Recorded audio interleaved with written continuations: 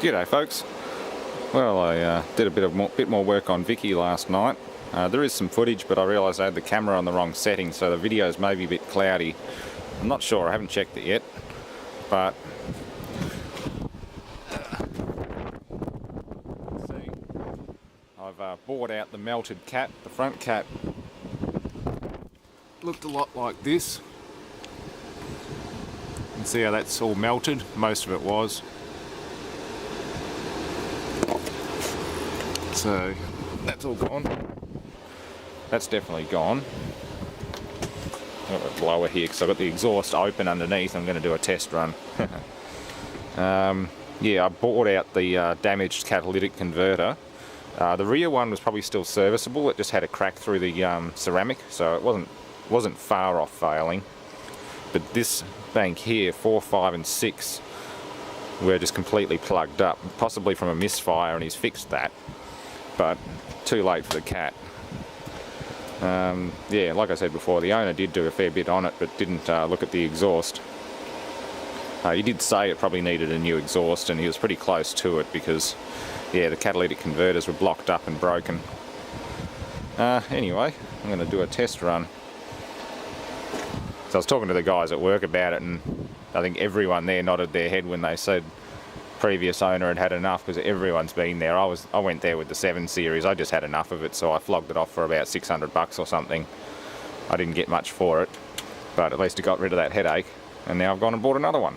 Well, I'm more interested in this than I was the 7 Series. I was over it by that point. At least with this car here, if it turns out to be a complete lemon, then I've got a reliable backyard pet. It still putters around just fine. I just wouldn't drive it on the road as it is. Well, we can soon find out anyway. It'll be interesting. But yeah, like I said before, there's the water pump down there. Neat. G'day folks. I'm just doing a bit of work on Vicky tonight. I made an inspection hole in the cat and found out it looked like the inside of the number 4 reactor at Chernobyl. It's kind of had a bit of a meltdown. You can see that material there. It's supposed to be honeycomb, but it's not. It's got a lot of melted bits. It's completely plugged.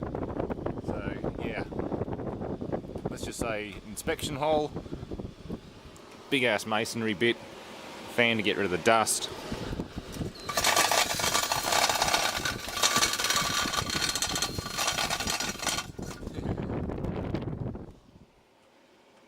That part's sort of okay, but you can still see some of the cells are melted over.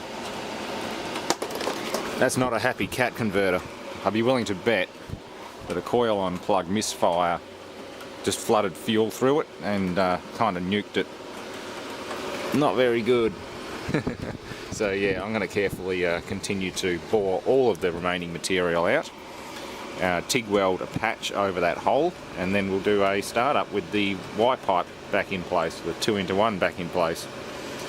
Likewise, the rear cat's completely empty anyway. It's emptied itself into the rear muffler, so all that's going to have to come off and either be cleaned or replaced.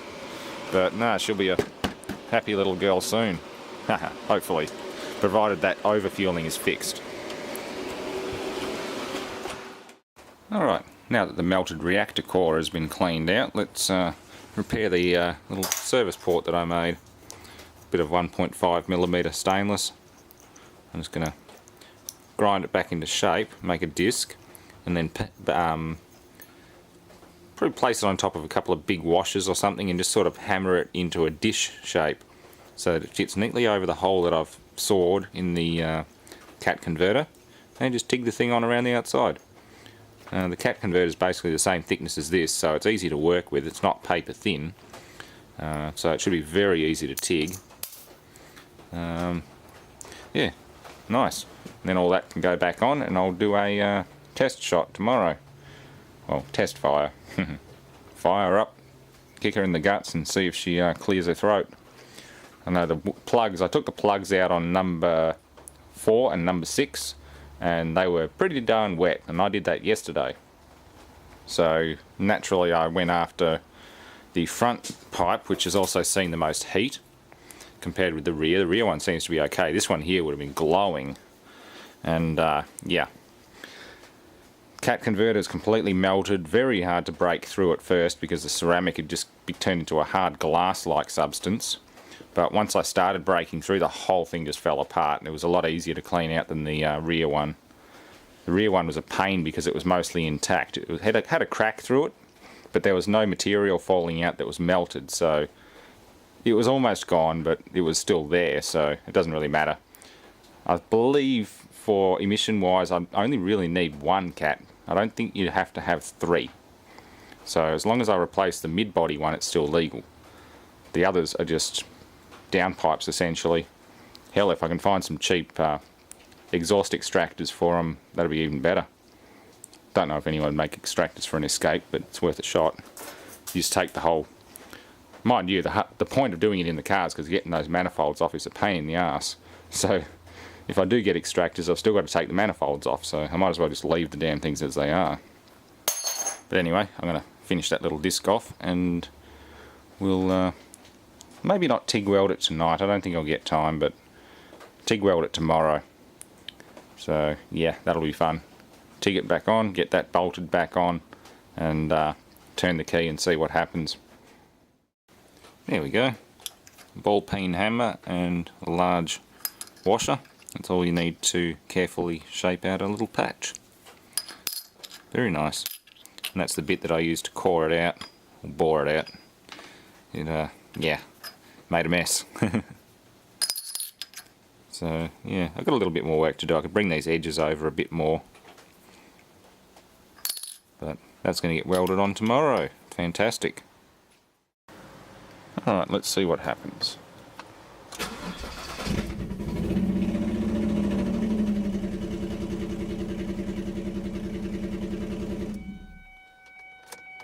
Okay, well, they just blew a ton of dust out. Yuck. Don't breathe cat dust. We still have a serious misfire, so I'm going to make sure all this stuff's firing off properly and go from there. I might give it a bit of a kick in the guts and see if those plugs clear up. I think that's going to be the problem. The plugs are all wet and oily. I've got a feeling they're shorting out. They're iridium plugs, but I don't know how resilient they are. I bet you they'll still short out if they're filled with junk. Oh well, one step at a time. Okay, so after a bit of messing around, if I unplug either one of these and connect it to my spark tester, which is just a spare coil and a spark plug and a ground lead, I get spark from both of them. But if I unplug it while it's running, it doesn't change anything. Unplug that one, which is number 5, the engine changes noticeably and then shortly starts backfiring in the, or just firing off fuel in the exhaust. So I'm wondering if I've got spark but no fuel from these 2 injectors. I don't know what the other bank's like. Like I said, that cat converter wasn't melted, so it wouldn't surprise me in the least if it's not working. Or sorry, if it's working alright, it's not faulting. I really need a good code reader for this, and the one that I got was just a dirt cheapie, and even the CD that came with it was damaged. I can't even install the thing.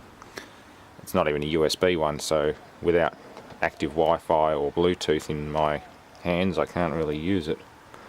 I'm curious about that ECM. I might pull that ECM out and just open it up. We'll see if it has any burnt switching transistors. Apart from that, I don't know. It could be 2 blocked injectors. These do suffer injector blockages and things. I might also do a leak down test. I'll also pull these out now that it's been running for a bit and just see if they're wet with fuel. But if they were wet with fuel, I'd expect to see it going out the exhaust and hear it backfiring all the time. Like I'd pull that off and it'd backfire. Or it'd backfire all the time, regardless of spark. Interesting. I'm getting closer. I don't know if you... The fact that there's Blue Max on there tells me you might not have put new gaskets on it. It might just be the old ones and some sealant. I've got new ones waiting for me at Repco, so I'll get them when I do this. I'll pick them up tomorrow.